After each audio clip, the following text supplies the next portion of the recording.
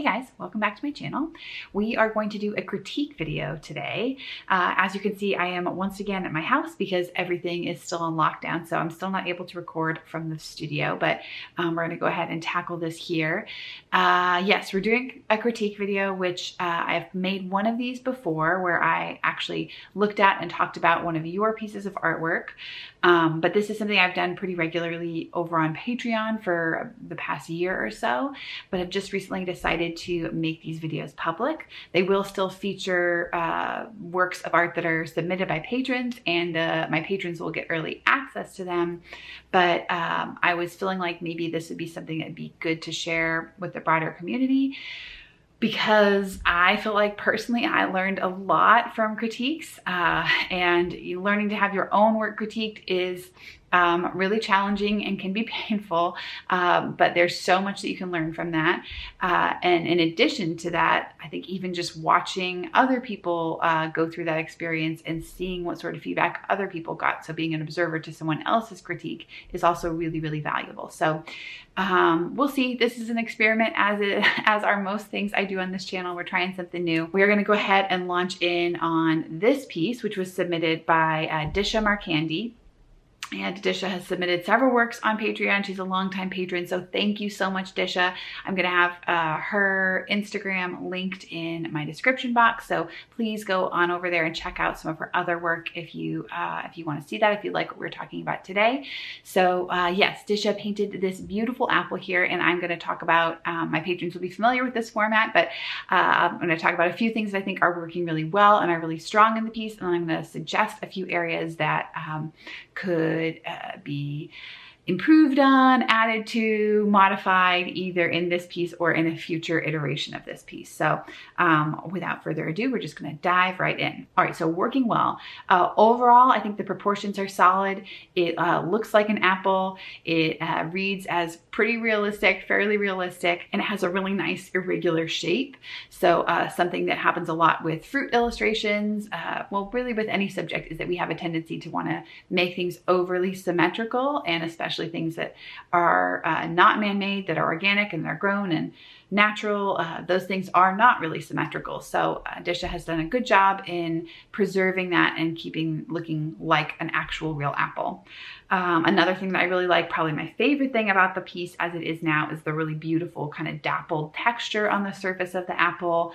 It's just really interesting to look at. Again, it's really nice and irregular. There isn't any sort of it doesn't feel like she's copied and paste, copied and paste, copied and paste, which can happen when you're trying to make a pattern or any sort of surface texture. If you're not paying attention, the tendency will just end up being to make it look actually more symmetrical than it really is in real life, more orderly than it really is in real life. So Disha has done a good job at keeping that nice and fresh and organic looking. And then the third thing that I think is working well at this point is overall the color. And there are some things that we're going to talk about that could be improved with the color, but I think overall the color looks really good, especially if the aim is realism, which I think here it is. Another thing that can happen when you're painting something that is so often made into an icon or a cartoon, something like an apple, we all have this really strong visual image, or almost like an anchor of what an apple should be, and it's like pure bright red. So there's a tendency that I see a lot in artists to make their apples look too red, especially if they're aiming for something realistic. They end up being too saturated, too bright, and Disha has done a really great job at keeping this toned down. The red and the kind of gold color that are in there are creating a really nice, beautiful, soft gradient, and yeah, it looks realistic. It's believable color. So those are the things that I think are working really well. So we're going to transition to the things that could be improved, could be added upon in this piece or another version of it. The first thing that jumps out at me is that the right-hand side of the apple, the side of the apple that is opposite to the shadow that has the highlight on it, that side of the apple is actually darker than the side that has the shadow on it. Now, I haven't seen the reference image that Disha used, so I can't really speak to how absolutely accurate this is with total certainty, because I haven't seen that reference, but it does feel a little bit off to me that that right-hand side, it should be be the lighter side. It should be the side of the apple that's receiving more light if the shadow is on that opposite side, and it's also where the highlight is. Now, that being said, what I'm guessing is happening here is that the apple itself has significant color variation and kind of a gradient to it, because we see that there's the lighter, more golden side of the apple and the deeper, more red side of the apple.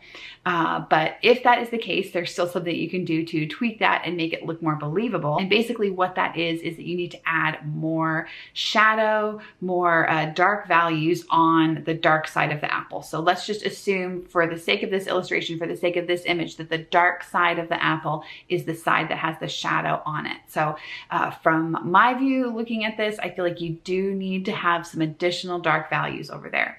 Now, this is going to be tricky, because if the right side of the apple, the side that's in the light, if that side looks darker to you visually, because red is a darker color, the red seems darker than the yellow, number one thing I would say to do first is to just double check that you're really seeing those values accurately. So this is a trick I've talked about a lot, but you can kind of squint or blur your eyes, get them as close to being closed as possible, just letting in the tiniest little sliver of light, and then look at your reference image and double check and make sure, okay, is that really as light as I think it is compared to this other value? So really squint your eyes, trying to ignore the color, ignore the details. All you want to see is the value, the darkness and the lightness, and compare those two values, the values on the lightest side of the apple and the values on the darker side of the apple.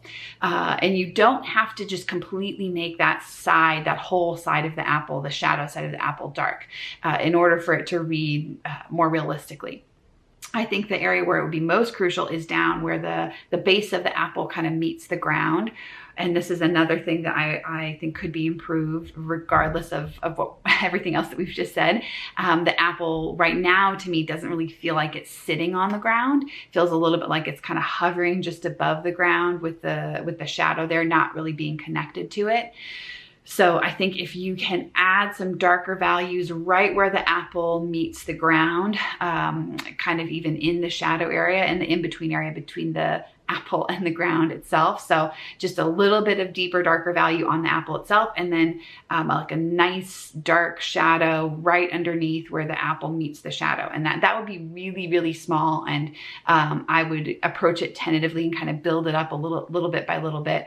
But there should be, again, if you're looking at the reference image, if you look really carefully there should be some very, very deep shadows and very, very deep values underneath the apple where it meets the ground. Another thing that I think that will help with that area of the apple, the shadow side, probably the bottom half of the shadow side, to me feels really flat right now. So I think adding some shadow and a tiny bit of a sense of a curve there will really help amplify the form, make the apple feel more dimensional, make the apple feel like it's more connected to the ground, and it will also fix that issue with the light side of the apple actually reading as darker, if that makes sense. While we're on the subject of darks and lights, I would say that the shadow itself, the cast shadow on the ground, feels a little bit like an afterthought at this point, and that's okay. You don't have to always make the shadow feel as important as the subject, but I would put a little bit more polish into it right now. And maybe if you do what we just talked about, adding some more